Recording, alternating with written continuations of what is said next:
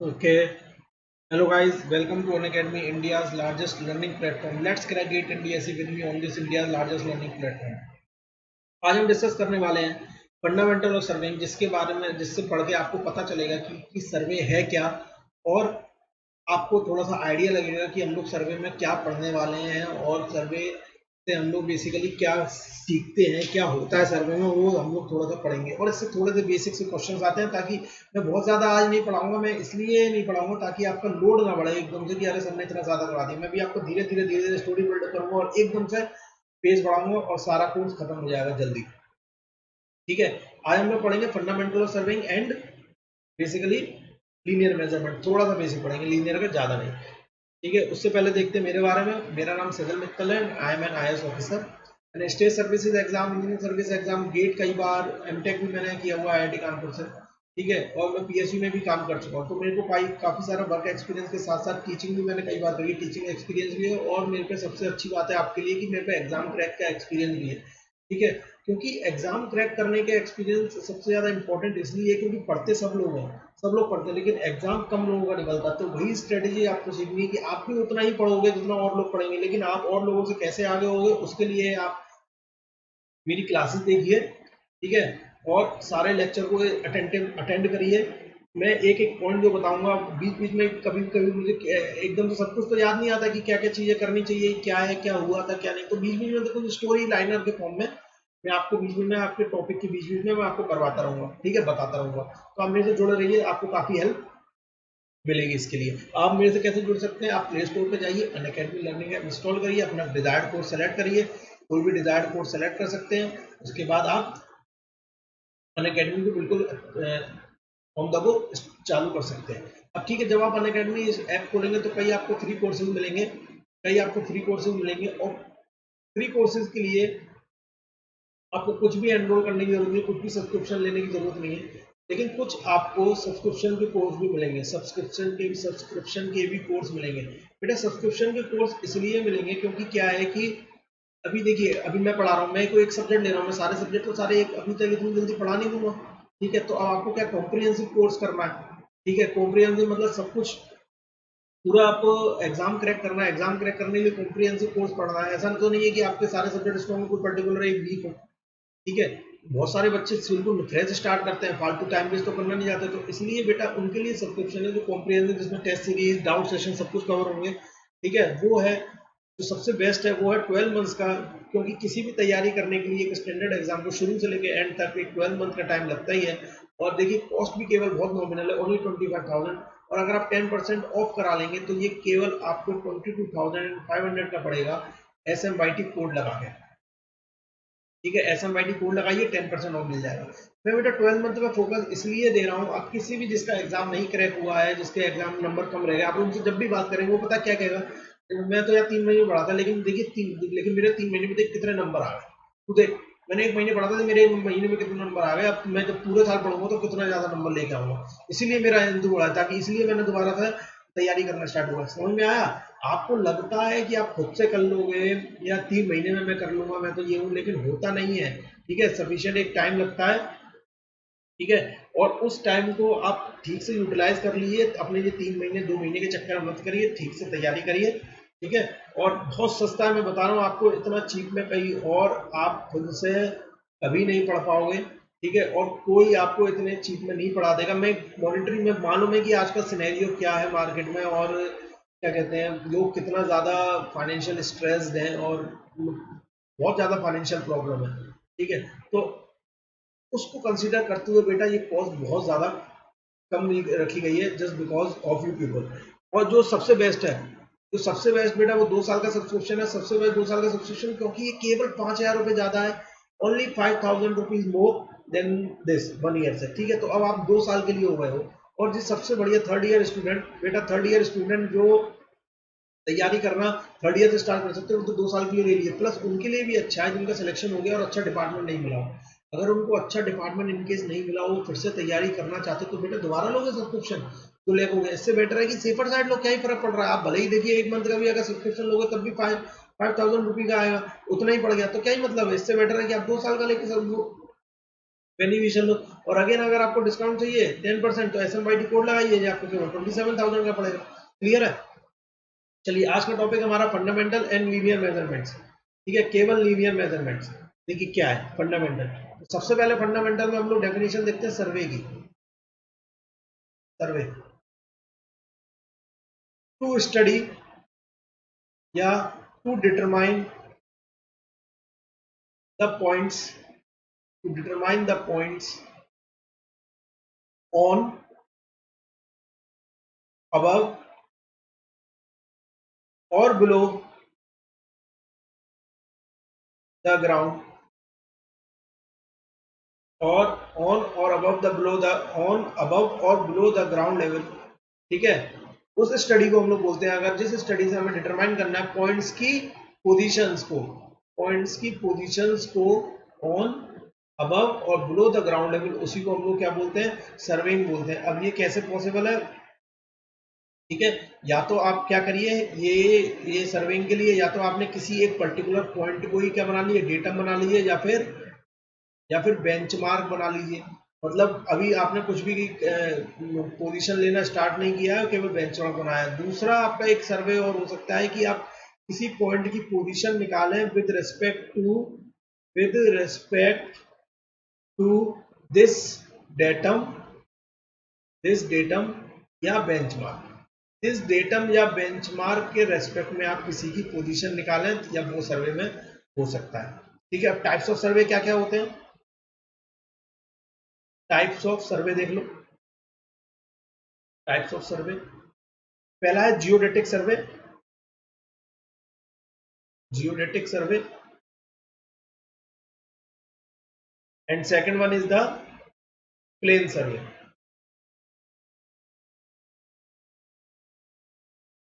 Geodetic survey and second one is the plane survey. ठीक है, देखते हैं दोनों क्या क्या, जरा इसके बारे में देखते हैं।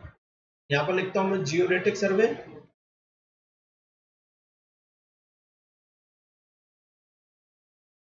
ठीक है, और दूसरी तरफ हम लोग लिखते हैं प्लेन सर्वे।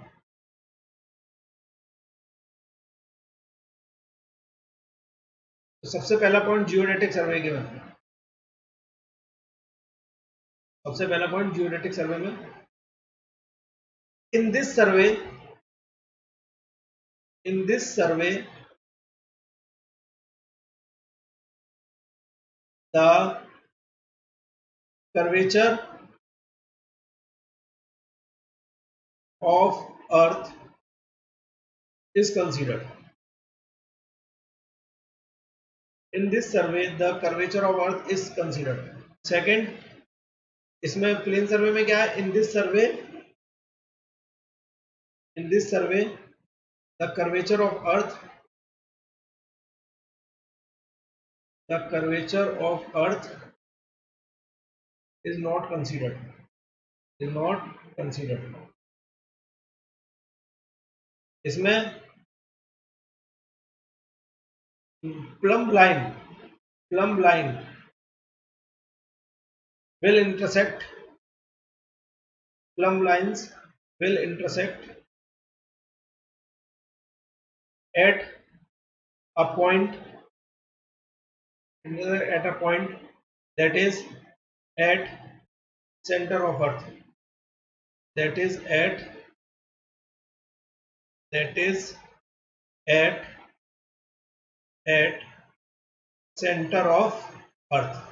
तो सेंटर ऑफ अर्थ है, ये प्लम लाइन वहां हिट करेगी। मैं बताऊंगा बेटा अभी क्या प्लम लाइन का क्या मतलब है, अभी बताऊंगा। और इसमें प्लम लाइंस क्या करती हैं, प्लम लाइंस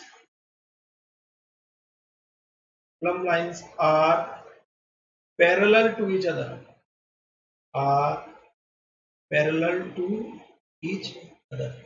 इसमें प्लम लाइंस क्या है, अपने ईच अदर के, अपने दोनों के क्या है, पैरेलल है। अब प्लम लाइन क्या होती है, आपने वो देखा है जो मिस्त्री होता है, जो घर बनता है तो वो दीवार को सीधा रखने के लिए एक धुआं नीचे से लटका होता है, ऊपर रस्सी होती है, तो उसी को बोलते हैं प्लम लाइन।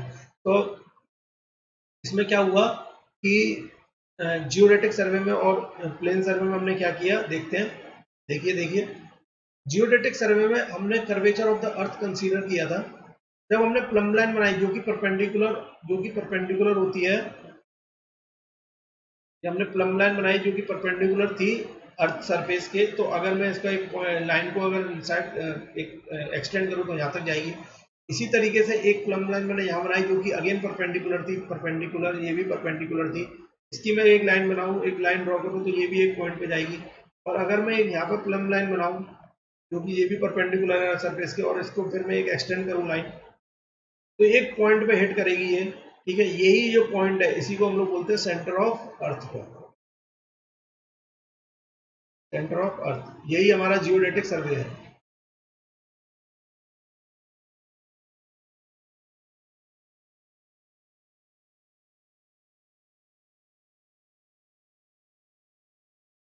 ठीक है, और प्लेन सर्वे में क्या होगा? प्लेन सर्वे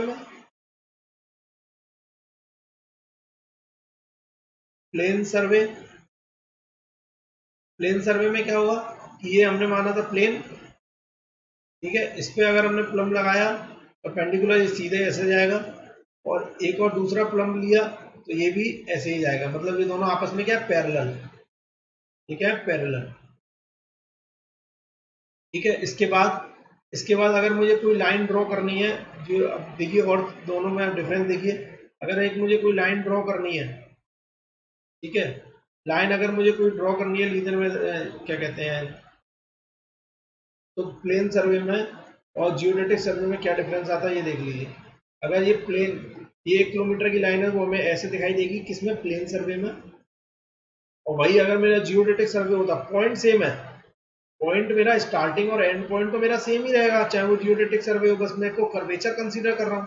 तो वो कर्वेचर कंसीडर करने के लिए वो मेरी लाइन कैसे दिखाई देगी? इस तरीके से दिखाई देगी।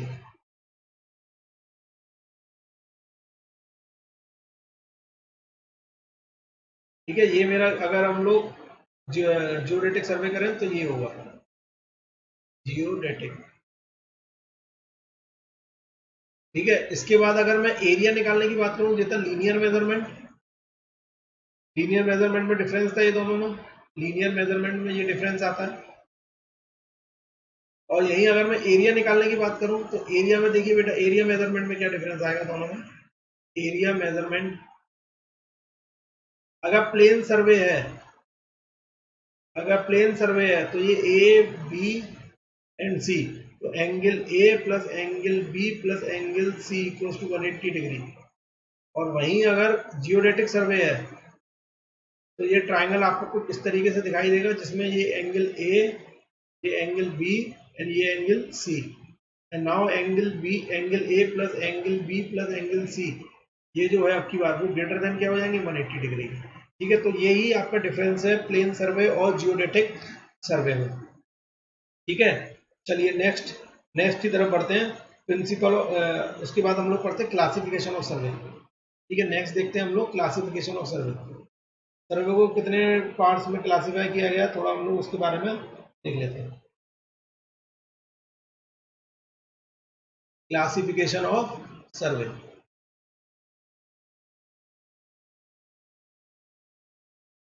हम लोग जो अपने इंजीनियरिंग पॉइंट ऑफ व्यू से देखेंगे, हम लोग बेसिकली 3 टाइप के सर्वे पढ़ते हैं। एक है लैंड सर्वे। सेकंड हम लोग पढ़ते हैं hydrological survey. And third one हम लोग जो पढ़ते हैं वो पढ़ते हैं एस्ट्रोनॉमिकल सर्वे।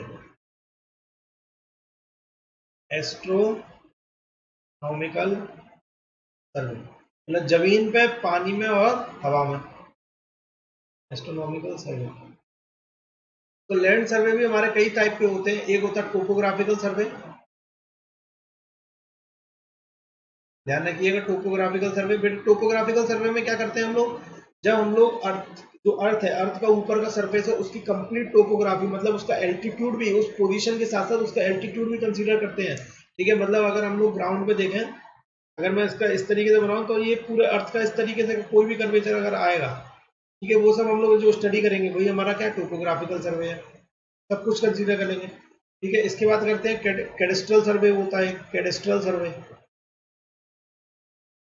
कैडेस्ट्रल सर्वे, कैडेस्ट्रल सर्वे हम लोग प्रॉपर्टी लाइन, जैसे कंट्री का अगर हमें या स्टेट की कोई लाइन प्रॉपर्ली डिफाइंड करनी हो तो वो कैडेस्ट्रल सर्वे से डिफाइन करेंगे। Third one is the city survey.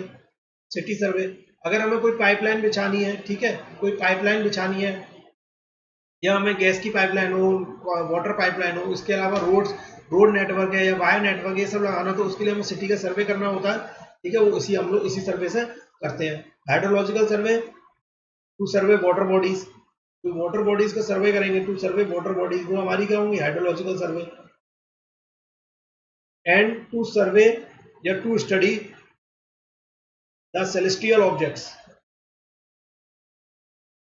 To study the celestial objects, जो अर्थ के बाहर ऑब्जेक्ट्स हैं, ठीक है, उनको बोलते हैं सेलेस्टियल ऑब्जेक्ट्स। अगर हम लोग उसकी स्टडी करेंगे तो वो क्या कहलाएगा, वो क्या कहलाएगा, एस्ट्रोनॉमिकल सर्वे। ये था हमारा क्लासिफिकेशन ऑफ सर्वे। नेक्स्ट देखते हैं, अब क्या करना है हमें, अब क्या स्टडी करना है, प्रिंसिपल ऑफ सर्वे।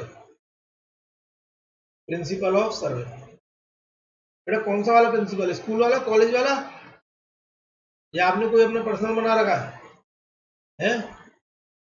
ये वो वाला प्रिंसिपल कोई नहीं है। एक तो मैं भी स्पेलिंग ढंग से नहीं लिख पा रहा हूं।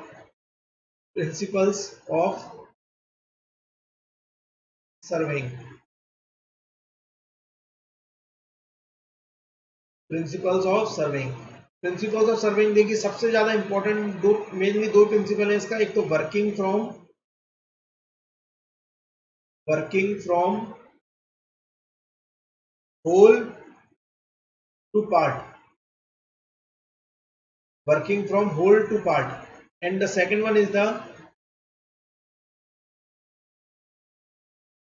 to determine the position, to determine the position with respect to two reference points, ठीक है। अगर हमें अगर नहीं, मतलब बेसिकली अगर हमें किसी की पोजीशन निकालनी है तो हम लोग दो रेफरेंस पॉइंट से निकालेंगे, और ये है working from whole to part. ये क्या कहता है working from whole to part, पहले इसमें वर्किंग ये कहता है कि टू डिटरमाइन द, या फिर to develop the control points, to define the control points with high degree of precision, to define the control points on the main line, जो main line है उस पर कंट्रोल पॉइंट डिफाइन करेंगे हम लोग। To define the control points on the main line, on the main line with lesser error and high degree of precision, and high degree of precision। और क्या करते हैं उसके बाद हम लोग, जो माइनर सर्वे है, जो माइनर अंदर डिटेल्स हैं, जो माइनर डिटेल्स हैं उसकी स्टडी करते हैं। Minor details study with less precision, उसको हम लोग लेस प्रिसीजन से फिर स्टडी कर सकते हैं। देखिए होगा क्या, मैं बता रहा हूं, हुआ ये कि हमने क्या किया कि हमें कोई एक एरिया था, वो हमने उसके कंट्रोल पॉइंट्स ये वाले सारे डिफाइन कर लिए। कंट्रोल पॉइंट्स, ये कंट्रोल पॉइंट, दो कंट्रोल पॉइंट, जैसे कंट्रोल पॉइंट से हमने एरिया को कंफाइन कर लिया, और ये कंट्रोल पॉइंट्स को बहुत हाई डिग्री प्रिसीजन से हमने क्या किया, सर्वे। इसके बाद अगर हम लोग अंदर किसी पार्ट का सर्वे करते हैं, ठीक है, और उसका ज्यादा डिग्री ऑफ प्रिसीजन नहीं लेते हैं, तो उसके ओवरऑल नेटवर्क पे कोई फर्क नहीं पड़ेगा। मतलब अगर हम लोग पहले सपोज करिए इसका सर्वे करते, इसमें कुछ एरर आया था इसका सर्वे, और इसकी वजह से हम लोग इसको मेजर करते, तो इसमें भी एरर क्या होता, क्यूमुलेटिव होता, ठीक है। तो इसमें एक्यूमुलेशन ऑफ एरर है, बहुत इंपॉर्टेंट लाइन है ये, accumulation of error, accumulation of error, ये क्वेश्चन आया यही इस स्टेटमेंट के साथ, accumulation of error is avoided. कैसे अवॉइडेड, कि अगर आप इसको करते, इसको गलत तरीके से करते, तो अगर इसके रेस्पेक्ट में आप ये चीज मेजर करते तो ये क्यूमुलेटिव होते होते सबको गलत कराती, ठीक है। इसलिए हमने पहले क्या किया, पहले हाई डिग्री ऑफ प्रिसीजन से अंदर बाहर वाला नेटवर्क बना लिया। अब इसकी वजह से हमें बाहर के नेटवर्क पर कोई भी एरर शो नहीं होगा, एक्यूमुलेशन ऑफ एरर अवॉइड हो जाएगा, ठीक है। अब मैं बताने जा रहा हूं कि टू डिटरमाइन किस तरीके से करते हैं। दूसरा principle, to determine position with respect to two reference points. तो ये 3-4 तरीके से हो सकता है। एक पहला तरीका है चेन सर्वे, दूसरा तरीका है कंपास सर्वे, कंपास सर्वे, तीसरा तरीका है कंपास सर्वे के बाद तीसरा तरीका है हमारा, तीसरा कौन सा तरीका है जल्दी बताओ, ऑफसेट, ऑफसेटिंग, ऑफसेटिंग कर सकते हैं। और चौथा हमारा तरीका है ट्रैवर्सिंग, ट्रैवर्सिंग। चेन सर्वे में क्या करते हैं, हमें क्या बोला कि हमें किसी की भी पोजीशन निकालनी है विद रिस्पेक्ट टू 2 पॉइंट्स जरूर निकालेंगे। तो एक पॉइंट ये रहा, ठीक है। अब हमने क्या किया, इस पॉइंट से ये दूसरे पॉइंट था, इसको लाइन जोड़ी और इस पॉइंट से एक पर्टिकुलर पॉइंट पे ऐसे ले गए और दूसरे पॉइंट को इसी पॉइंट पे अगर हमें लेके जाना है तो हम लोग इस पॉइंट पे इस तरीके से ले जाएंगे और हम लोग बता पाएंगे कि तीसरा पॉइंट हमारा कहाँ पर रहेगा, ठीक है। ये चेन सर्वे था।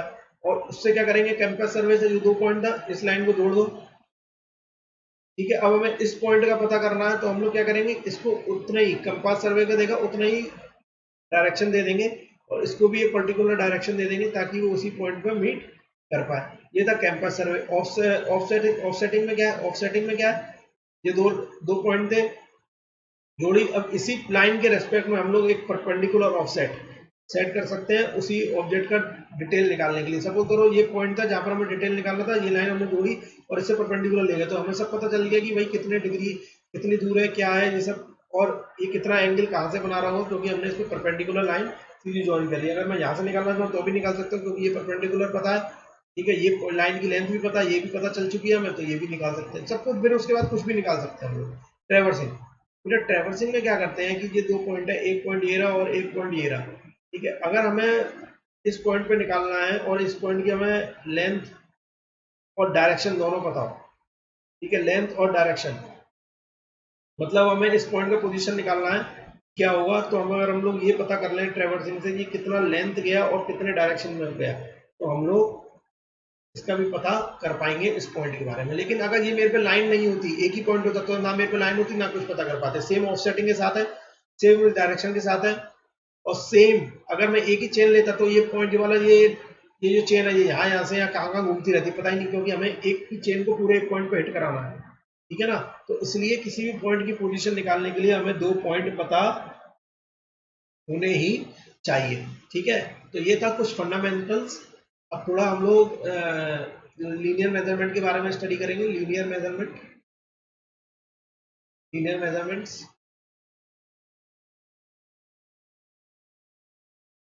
तो आपने अभी थोड़ी देर पहले फंडामेंटल्स में क्या क्या पढ़ा, सबसे पहले आपने डेफिनेशन ऑफ द सर्वे से स्टार्ट किया, फिर टाइप्स ऑफ सर्वे पढ़ा। टाइप्स ऑफ सर्वे पढ़ने के बाद जियोडेटिक सर्वे ये सब सर्वे पढ़ने के बाद आपने पढ़ा कि कितने क्लासिफिकेशन होते हैं सर्वे के, ठीक है। लैंड सर्वे, हाइड्रोलॉजिकल सर्वे और एस्ट्रोनॉमिकल सर्वे। जब आपने ये पढ़ लिया उसके बाद आपने पढ़ा कि क्या क्या प्रिंसिपल होता है, वो मैंने अभी आपको बता दिया। इसके बाद हम लोग पढ़ने जा रहे हैं, वो पढ़ने जा रहे हैं हम लोग लीनियर मेजरमेंट। तो लीनियर मेजरमेंट पढ़ने क्यों जा रहे हैं हम लोग, क्यों इंपॉर्टेंट है, क्योंकि बेटा हमें सपोज करिए कि जो डिस्टेंस है रोड पे, जो ग्राउंड पे डिस्टेंस होती है वो किलोमीटर्स में होती है, रोड वगैरह में बनानी होती है। तो हमें अब सब कुछ तो हम लोग ग्राउंड पे कर नहीं सकते, ग्राउंड की चीज को हम लोग अपने लैब में इतने किलोमीटर को लैब में तो ला नहीं सकते। तो हम लोग क्या करेंगे, हम लोग क्या करते हैं कि वही बड़ी जो चीज है उसको छोटी सी चीज में हम लोग अपने मैप के फॉर्म में अपने लैब में या रूम में कहीं भी स्टडी कर सकते हैं। तो उसी को करने के लिए एक बहुत इंपॉर्टेंट टर्म आया है, उसी स्टडी को करने के लिए उसको बोलते हैं हम लोग स्केल। स्केल, स्केल, स्केल क्या है, scale is a technique, scale is a technique, scale is a technique in which scale is a technique in which any ground distance, scale is a technique in which any ground distance can be represented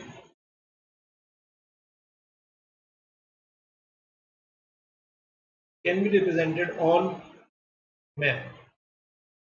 scale is a technique in which any ground distance can be represented on A map.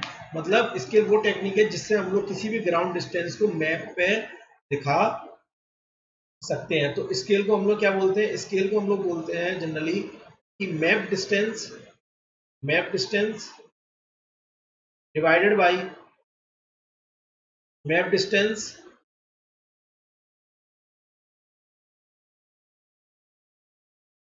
Divided by ground distance. ठीक है, ये हमारा scale होता है। अब इसको represent कैसे करते हैं? देखिए रिप्रेजेंटेशन,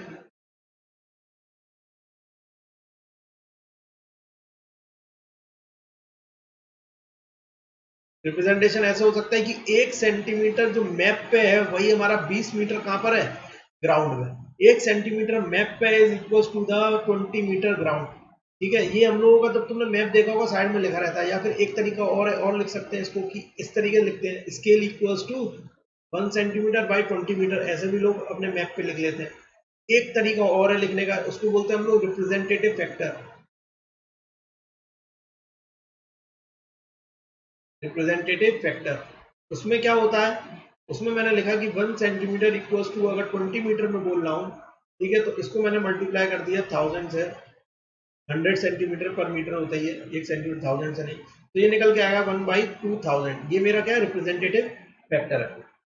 ये मेरा क्या होगा? रिप्रेजेंटेटिव फैक्टर, मतलब 1/2000, मतलब 2000 गुना अगर मैं कम कर दूंगा अपने ग्राउंड के डिस्टेंस को, तो वही चीज मेरे को क्या दिखाएगी? मैप पे दिखाएगी। ये मतलब होता है। ठीक है, अब इसका एक कॉन्सेप्ट और है, तो मैं नोट फॉर्म में लिखवाना चाहूंगा आपको बेटा। नोट के फॉर्म में लिखवाना चाहूंगा। नोट इंपॉर्टेंट है। ठीक है, क्वेश्चन आया था विच स्केल, क्वेश्चन आता है generally which scale is larger, which scale is larger. अब लार्जर स्केल के बारे में कैसे पता करेंगे, मैं थोड़ा फील से समझा देता हूँ। ठीक है, आप मुझे खुद बताइए कि वो मैप जिसमें डिटेल्ड एक्सप्लेनेशन दिख रखा हो किसी भी चीज का, और वो मैप जिसमें डिटेल्ड एक्सप्लेनेशन नहीं दे रखा हो, तो आपको अच्छा वाला मैप कौन सा लगेगा? सिंपल सी बात है, वो वाला मैप अच्छा लगेगा जिसमें डिटेल्ड एक्सप्लेनेशन दे रखा होगा। ठीक है, तो उसी डिटेल्ड एक्सप्लेनेशन में चलते हुए मैं कुछ आपसे एक पूछना चाह रहा हूँ कि अगर एक ये मैप है, ठीक है, और दूसरा एक ये मैप है, ठीक है, इसमें जो मैप है वो उसमें 10 किलोमीटर 10 मीटर स्क्वायर का एरिया कवर किया हुआ है। 10 मीटर स्क्वायर का एरिया कवर किया हुआ है इस मैप में, 10 मीटर स्क्वायर। और ये वाले मैप में 100 मीटर स्क्वायर का एरिया कवर किया हुआ है। और जो मैप का साइज है वो 1 सेंटीमीटर स्क्वायर है। ये मैप का साइज भी 1 सेंटीमीटर स्क्वायर है।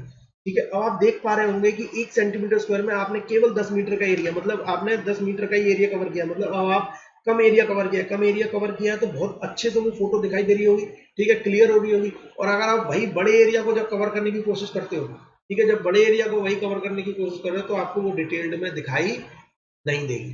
ठीक है, बहुत ज्यादा एरिया को अगर आपने कवर कर लिया तो वो डिटेल्ड में दिखाई नहीं देगी। तो अगर मैं यहाँ पर रिप्रेजेंटेटिव फैक्टर लिखूं, इसका रिप्रेजेंटेटिव फैक्टर की 1 centimetre square divide by 10 metre square, तो ऐसे नहीं, इसको लिखो 1 सेंटीमीटर इक्वल्स टू,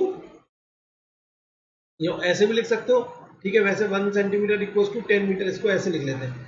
ये 100 मीटर स्क्वायर का ले लेते हैं और उसको उसको 10,000 का ले लेते हैं। ठीक है, तब सही हो जाएगा।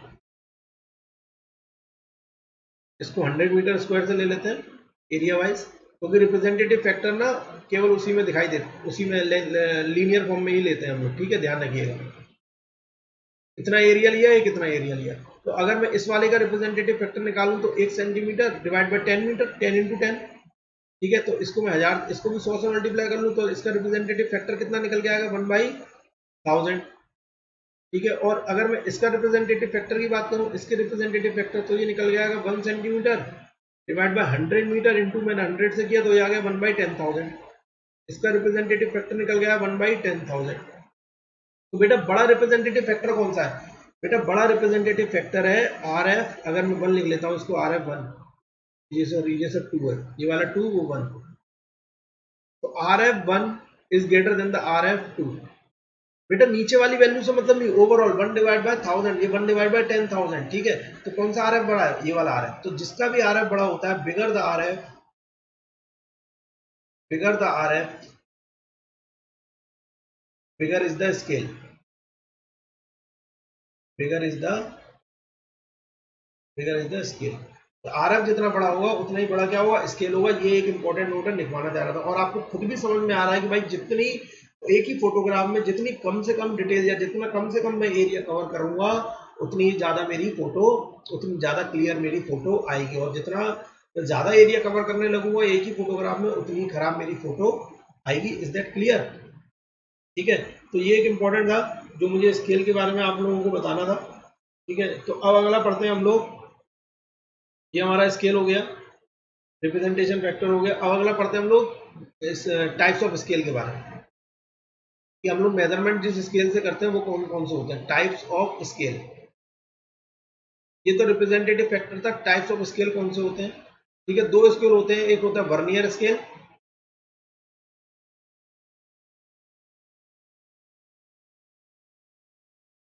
And second one is the main scale.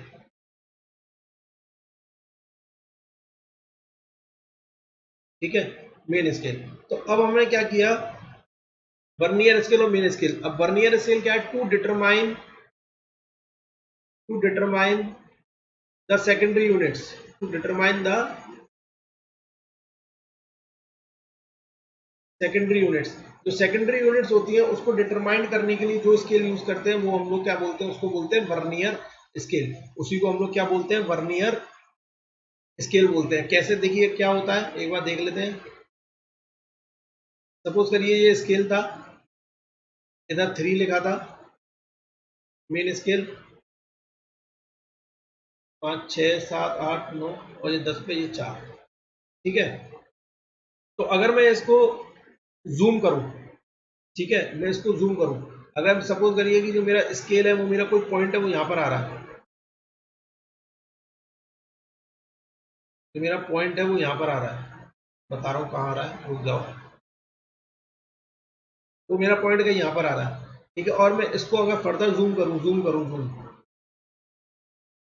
इसको मैं अगर और जूम करूं तो ये 1 2 3 4 5 6, ठीक है, इसको मैंने जूम किया, जूम करके पता चला ये 4 था, ये 5 था और ये 6 था। ठीक है, और जो पॉइंट जो मेरा आ रहा था वो यहाँ पर आ रहा था। ठीक है, और एक डिस्टेंस की जो एक बीच में जो माइनर्स है, माइनर जो सेकेंडरी यूनिट्स है उसके बीच में जो डिस्टेंस है उसे वो क्या है? डेल्टा। डेल्टा, उसी को हमने क्या बोला? डेल्टा। ठीक है, उसी को क्या बोला हमने? डेल्टा। और इसी डेल्टा को हम लोग बोलते हैं लीस्ट काउंट। इसी डेल्टा को भी हम लोग क्या बोलते हैं? लीस्ट काउंट बोलते हैं। तो अगर मैं रीडिंग निकालूं, रीडिंग कैलकुलेशन, जो स्केल की रीडिंग निकल के आएगी वो क्या होगी? मेन स्केल, मेन स्केल की रीडिंग मतलब 3, main scale reading plus vernier scale reading,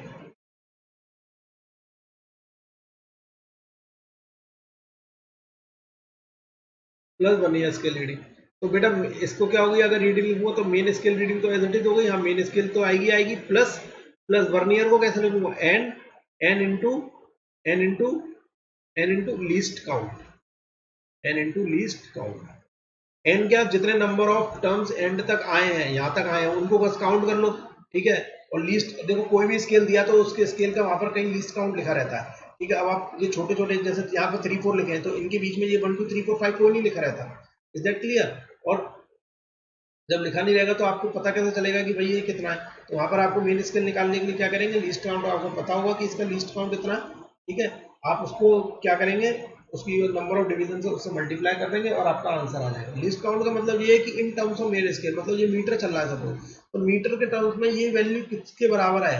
ये एक जो डंडा है इसके बीच में जो वैल्यू है यहाँ से यहाँ तक, वो कितनों के बराबर है? मतलब मीटर के टर्म में 0.01 मीटर के बराबर एक है। तो अगर मैंने इसको ये 3 मल्टीप्लाई बाय 6 पर आ रहा था ना, 6 पे, तो मल्टीप्लाई बाय 6, तो ये 3.06 मीटर के बराबर आपका ये लेंथ हो गई। ये कहने का मतलब है कि वर्नियर से कैसे पता चलेगा। अगर आपको ये पता ही नहीं है कि ये ये मैं इसको मैं बोल दूं कि 1 मीटर और ये 0.1 के बराबर है, कुछ भी मैं बोल दूं, ठीक है, तो वो लीस्ट काउंट के ऊपर डिपेंड करता है कि वो बीच की जो दूरी दी हुई है वो कितनी दी हुई है, उसका लीस्ट काउंट क्या है। ठीक है, तो ये स्केल की रीडिंग हमारी इस तरीके से निकल आएगी।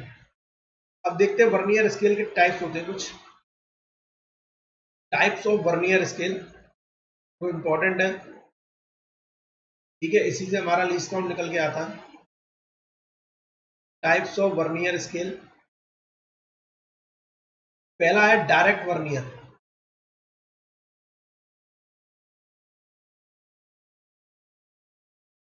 डायरेक्ट वर्नियर, डायरेक्ट वर्नियर क्या कहता है? डायरेक्ट वर्नियर कहता है कि इसमें जो मेन स्केल होता है, मेन स्केल के जो डिविजन्स होते हैं वो बड़े होते हैं। Main scale division is greater than the vernier scale division.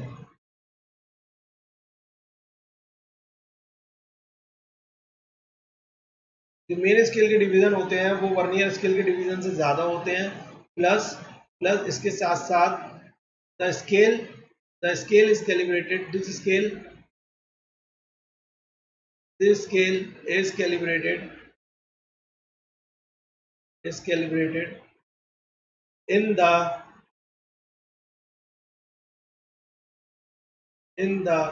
direction of measurements, in the direction of measurement। this scale is calibrated in the direction of measurement। जिस डायरेक्शन में हम लोग मेजरमेंट कर रहे हैं उसी डायरेक्शन में हम लोग इसको कैलिब्रेटेड भी करते हैं। बेटा कैसे करते हैं एक बार आप समझ लीजिए। सपोज करिए स्केल था, ये मेन स्केल की रीडिंग एस, ठीक है, ये मेन स्केल जो है वो आप मान के चलिए कि मेन स्केल की रीडिंग कुछ भी दी हुई है ऐसे लेके चलिए, ठीक है। और वर्नियर भी मेरा यहाँ से स्टार्ट हुआ है, वर्नियर भी मेरा यहाँ से स्टार्ट हुआ है। ये मैं मेन स्केल को ऐसे बंद कर दे रहा हूँ बॉक्स में, और इसी तरीके से मैं वर्नियर को भी बॉक्स में बंद कर दे रहा हूँ, छोटा है, ठीक है। वर्नियर को भी मैंने यहाँ से बंद कर दिया। सपोज करिए 3 से स्टार्ट है और ये मेन स्केल की रीडिंग है 1 2 3 4 5 6 7 8 9 और ये 10, ये था 4, ये 3 और वो 4। और ये जो बीच में एक जो डिस्टेंस दे रखी है, ये मतलब इसके बीच में जो, इनके बीच में जो स्पेस है उसको बोलते हैं एस, ठीक है। और इसी तरीके से अगर वर्नियर जो है वो वर्नियर ऐसे दिया हुआ है 1 2 3 4 5 6 7 8 9 7 8 9, पास नहीं बनना, 9 और ये 10, ठीक है। ये यहाँ पर है वर्नियर। और जो लीस्ट काउंट है, जो लीस्ट काउंट होता है, लीस्ट काउंट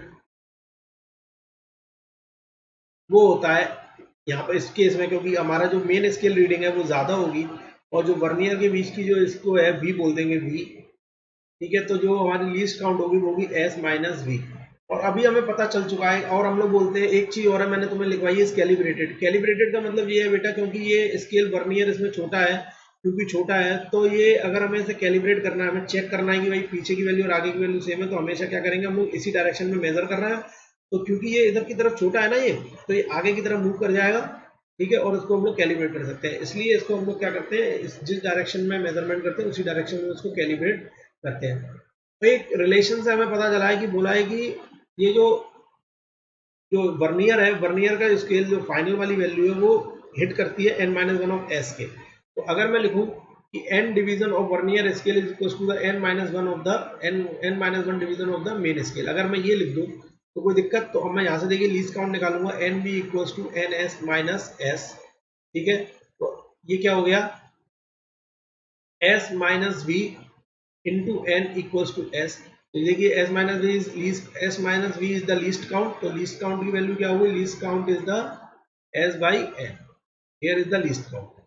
तो डायरेक्ट वर्नियर स्केल में जब हमें लीस्ट काउंट की वैल्यू निकालने को बोले तो क्या करो, जितने नंबर ऑफ डिविजन्स हैं एस के उसको एस से डिवाइड कर दो, वही हमारे क्या हो जाएगा, लीस्ट काउंट के बराबर हो जाएगा, वही हमारा क्या होगा, लीस्ट काउंट के बराबर हो जाएगा। इसी तरीके से एक और स्केल होता है जिसको हम लोग बोलते हैं रेट्रोग्रेड वर्नियर, रेट्रोग्रेड वर्नियर। ये अपोजिट होता है पिछले वाले के। इसमें क्या है कि जो मेन स्केल की रीडिंग है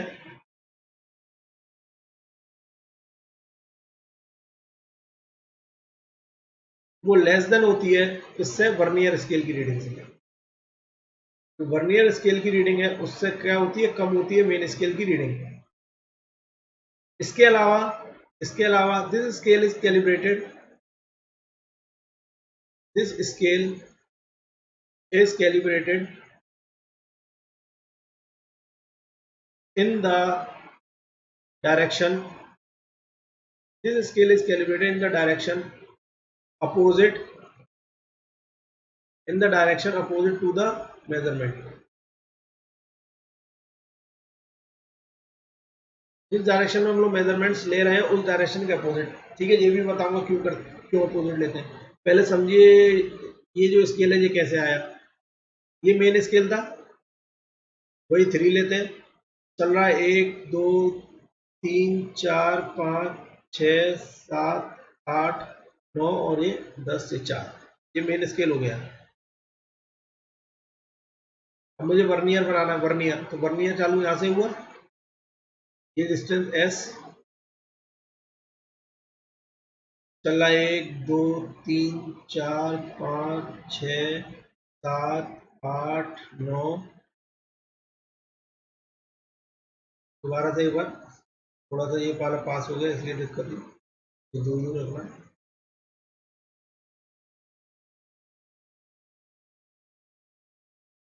1 2 3 4 5 6 7 8 9 और ये, ठीक है। वर्नियर यहाँ पर आया, रेट्रोग्रेड का वर्नियर क्या है, ज्यादा है। तो इसमें भी हमें लीस्ट काउंट निकालने के लिए अब की बार वर्नियर स्केल क्या ज्यादा है, ये नीचे क्या है, ये वर्नियर है, ये डिस्टेंस वर्नियर की है। अब की बार ये वर्नियर है, तो वर्नियर में से अगर मैं मेन स्केल का माइनस कर दूं, ठीक है, तो अब की बार लीस्ट काउंट किसके बराबर होगा, least count equals to v minus S के बराबर होगा। और इससे हमें एक रिलेशन निकल के आ रहा है, कि n division of vernier scale is equals to the n plus 1 division of the main scale. एक ये रिलेशन निकल के आ रहा है हमारा। ठीक है, तो देखिए बेटा क्या आया, n को लिखा v minus s equals to s।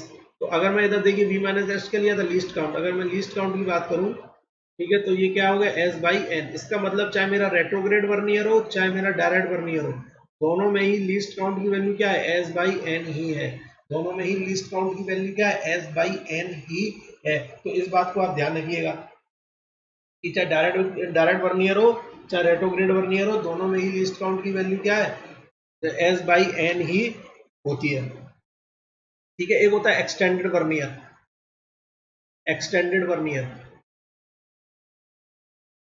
Vernier, इसका और कुछ नहीं आएगा लीस्ट काउंट वगैरह, बस इसको पता कर लीजिए। इसमें क्या होता है, इसमें होता है कि n division of vernier, scale, n division of vernier scale is equals to the 2n minus 1 division of the main scale, ये ध्यान रखिएगा, ये एक्सटेंडेड वर्नियर होता है। एक और होता है double vernier,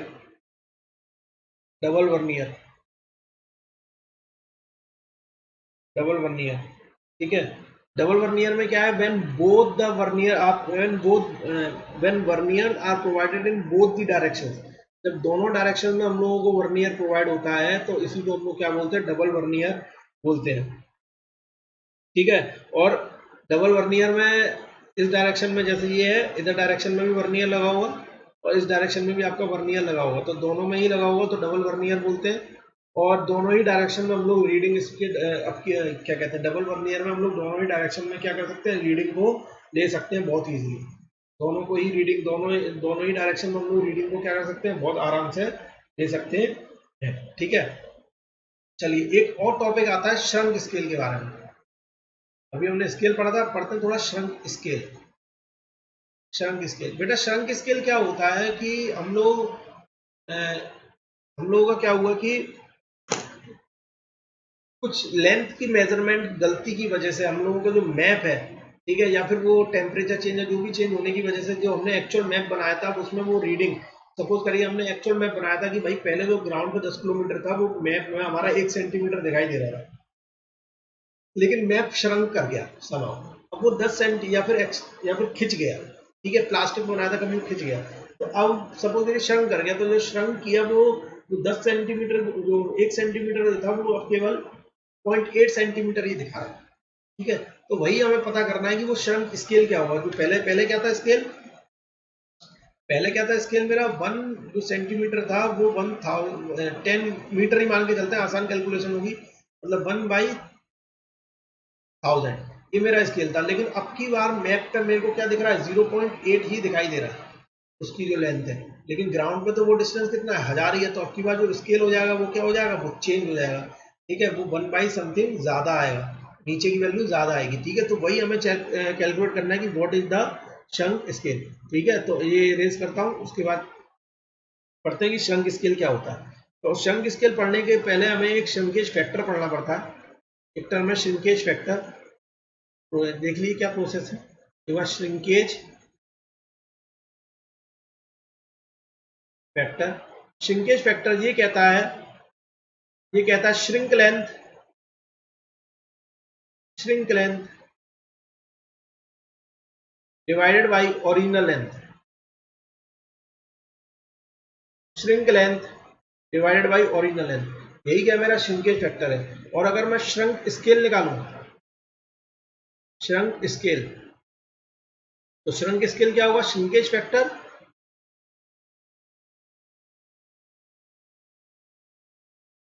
multiply by shrinkage factor multiply by the original scale, shrinkage factor multiply by the original scale, ठीक है, ये मेरा श्रिंकेज स्केल हो जाएगा, ठीक है। अभी तो मुझे पता है कि किसी को लोगों को समझ में नहीं आ रहा होगा कि श्रिंकेज स्केल हुआ क्या है, जो मैंने बताया था ये वही हुआ है, ठीक है। अगली बार जो 1 सेंटीमीटर थी वो आपको 0.8 दिखाने लगी, वही मैं बता रहा हूँ, वही सब हुआ है, ठीक है, ठीक है। एक दो क्वेश्चन लेके आए जरा उसको देख लेते हैं, ठीक है, क्वेश्चन देख लेते क्या है, कह रहा है कि सपोज, क्वेश्चन लिख लेते हैं, suppose 10 metre long, suppose 10 metre long line is now read as is now read as 8 centimeter on shrunk map,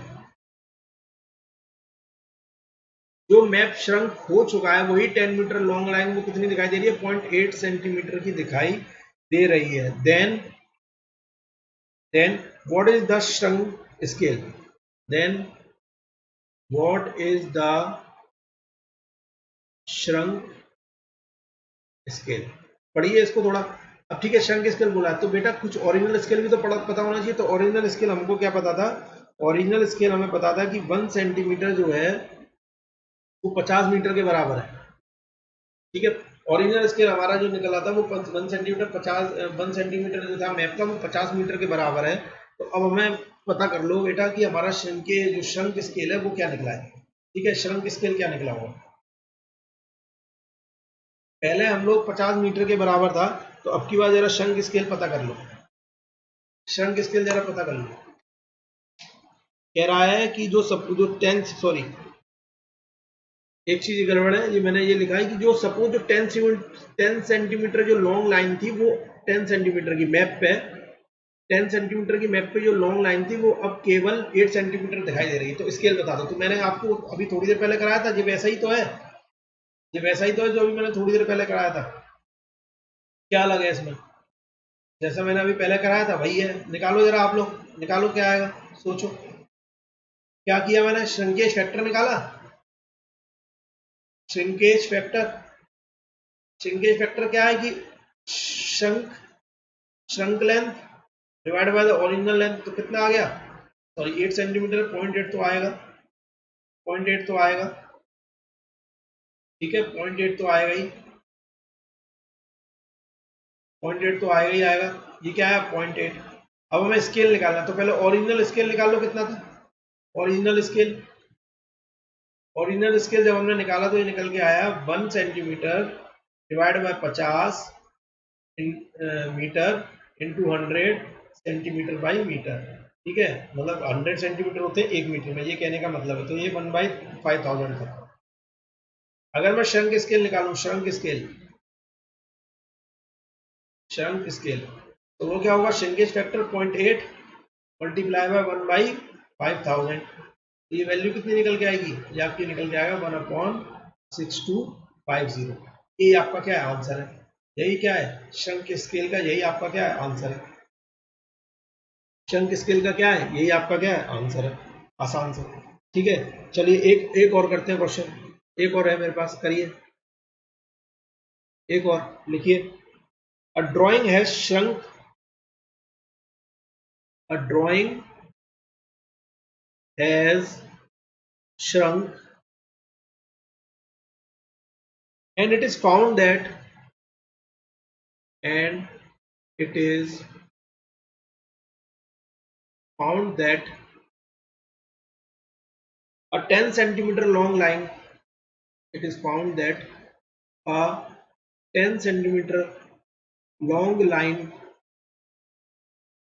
is now read as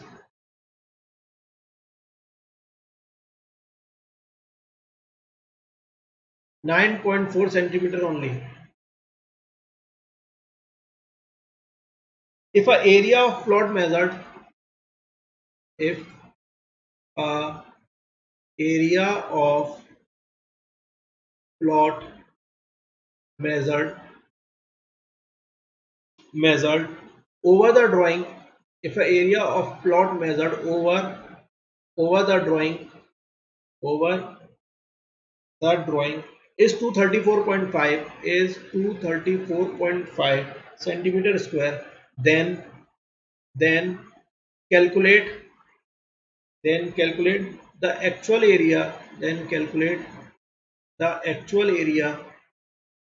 of the calculate the actual area of the then calculate the actual area if calculate the actual area if the original scale if the original scale if the original scale of the drawing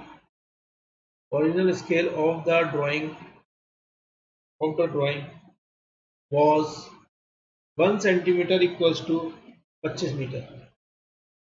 ठीक है, question कह रहा है कि एक drawing shrunk हो गई है, वो जो 10 सेंटीमीटर जो लॉन्ग लाइन थी वो 9.4 सेंटीमीटर ही दिखाई दे रही है, यही बोला है। ठीक है, और फिर बोला है कि if a area of the plot measured over the drawing, अगर जो ड्राइंग है उस पर हमने जो एरिया मेजर्ड किया है, वो जो एरिया मेजर्ड होके आया है वो 234.5 सेंटीमीटर स्क्वायर आया है। ठीक है, अगर वो 234.5 सेंटीमीटर स्क्वायर अगर एरिया निकल के आया है, अभी जो हमने ड्राइंग है उस पर अगर हमने मेजर किया है, तो एक्चुअल एरिया, तो ओरिजिनल स्केल से जो एक्चुअल एरिया होगा वो कितना होगा, वो पूछा है उन्होंने। ठीक है, बहुत आसान है, ज्यादा टफ नहीं है बेटा, ध्यान से समझ लेना, कुछ नहीं है। तो फिर से बता दे रहा हूँ, एक मैप था जो जिसमें 10 सेंटीमीटर लाइन थी, वो अब जो 10 सेंटीमीटर की जो लाइन थी वो केवल अब 9.4 सेंटीमीटर की दिखाई दे रही है। उसी वो 9.4 सेंटीमीटर चंक होने की वजह से वही अब जो एरिया है उस पे जो एरिया है वो हमें अब 234.5 दिखाई दे रहा है। तो वो यही कहना चाह रहा है, अगर वो श्रंक नहीं हुई होती, तो हमें एक्चुअल एरिया कितना दिखाई दे रहा होता। ठीक है, वो अगर वो श्रंक नहीं हुई होती तो हमें एक्चुअल एरिया उस पर दिखाई कितना दे रहा होता, हमें यही निकालना है। ठीक है, ओरिजिनल स्केल हमारा ये था, तो देखिए श्रंक स्केल क्या निकला, श्रंक स्केल क्या निकला होगा, देखो श्रंक स्केल आपका निकला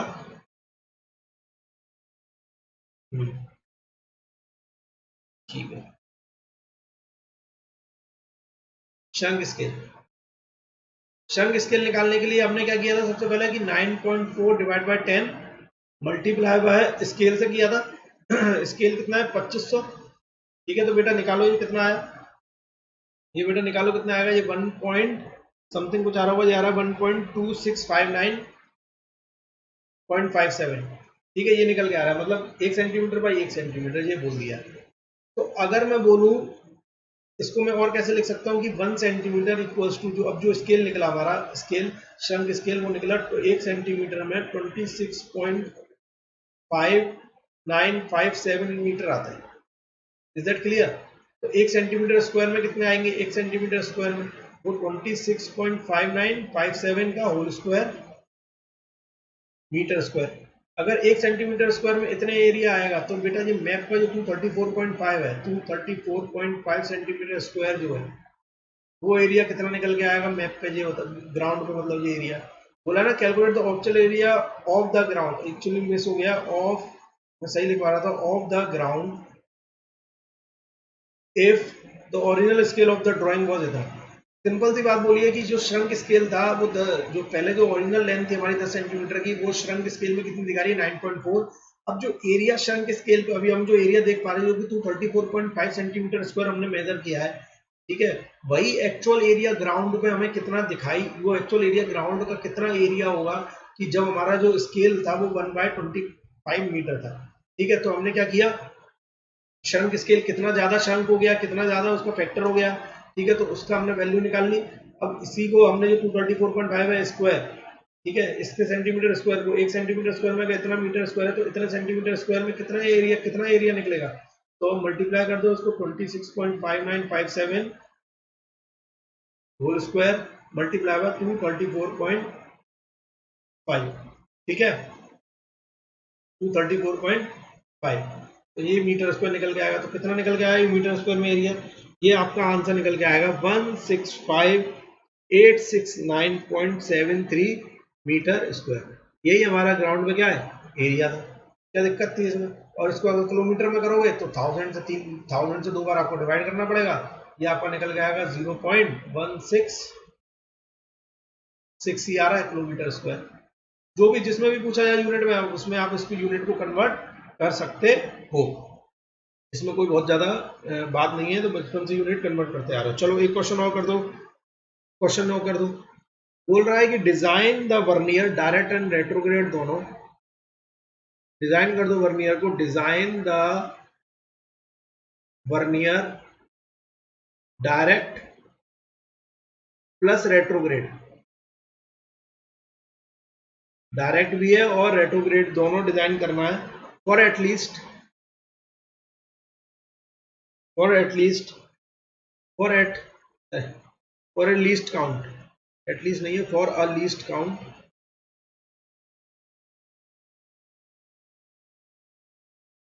for a least count for a least count of 0.05 mm। कितना दिया है? 0.05 mm दिया least count for the main scale. अब कह रहा है कि design the vernier for least count के लिए हमें वर्नियर डिजाइन करना है of 0.05 mm for the main scale of minimum reading, for the main scale of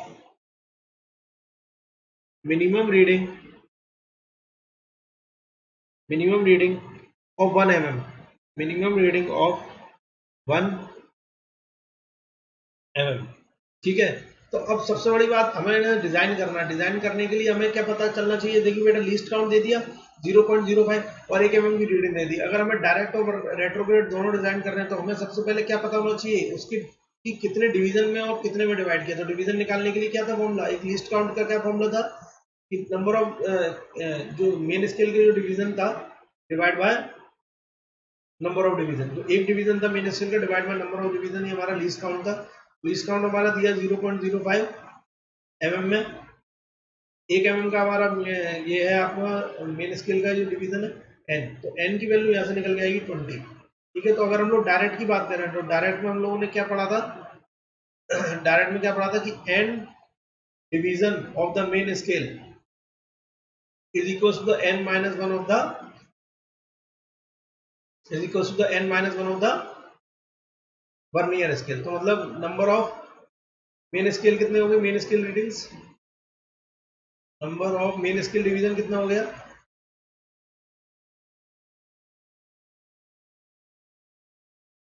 20। इसी तरीके से number of vernier scale division, number of vernier scale division वो कितना हो गया? n-1, वो कितना हो गया? 90। ये ध्यान रखिएगा। अब मैं रेट्रोग्रेड की बात करूं, रेट्रोग्रेड रेट्रोग्रेड में क्या हो रहा होगा? रेट्रोग्रेड में हमने पढ़ा था कि number of division of vernier scale is equal to the number of division n+1 division of the main scale.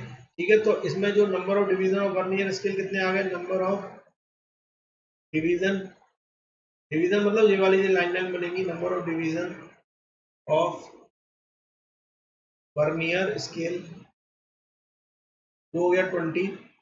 ठीक है, और मैं बोलूँ अगर number of division of main scale, number of division of,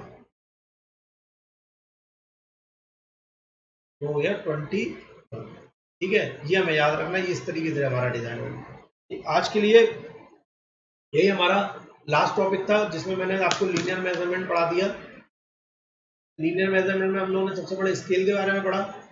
scale के बाद पढ़ने के बाद हम लोगों ने टाइप्स ऑफ जो वर्नियर थे वो सब पढ़े, फिर श्रिंकेज लेंथ पढ़ी, और हमने ये सब न्यूमेरिकल्स लगा।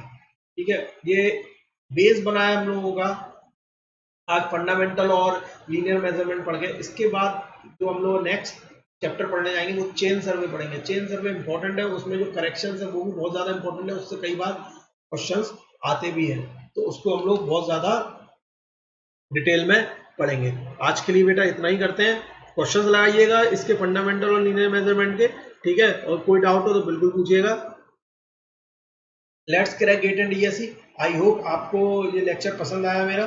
बेटा लाइक जरूर करें और सब्सक्राइब करें चैनल को। Let's crack GATE and ESC civil, बेटा ध्यान रखिएगा, let's crack GATE and ESC civil है चैनल जिसपे ये अपलोड हो रहा है, उसको आप सब्सक्राइब भी करें, लाइक करें, कमेंट करें। कोई अगर डाउट हो, कोई पूछना चाह रहा है, आपको अच्छा लगा वीडियो, उसके लिए कमेंट करें, कुछ आप चाह रहे हो।